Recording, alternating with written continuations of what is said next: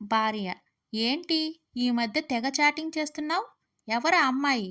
భర్త: ఆ అమ్మాయి నేను చిన్నప్పటి నుంచి చదువుకున్నాం. అన్నీ నువ్వు తప్పు తప్పుగా అర్థం చేసుకుంటావు.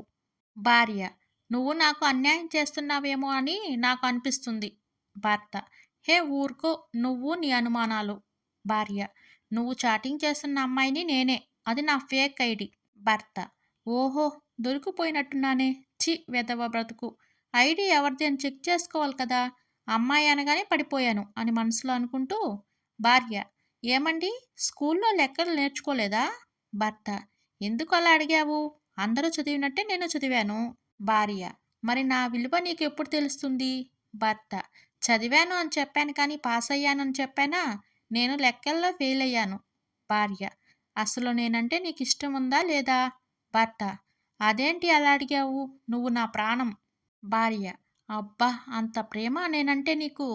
నేనెప్పుడు అందంగా కనిపిస్తాను? భర్త: నువ్వు నిద్రపోయినప్పుడు.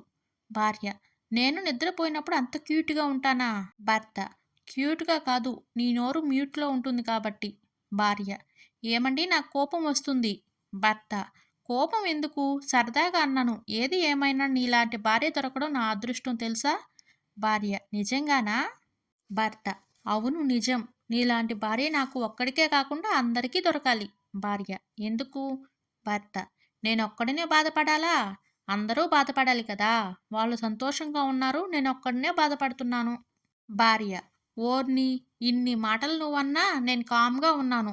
చూడు, నా చెప్పుతో నేను కొట్టుకోవాలి. ఇంకొక మాట మాట్లాడావనుకో నీకుంటుంది. భర్త: ఏమోయ్, ఒకసారి ఇలా రా. భార్య: ఏంటో చెప్పండి.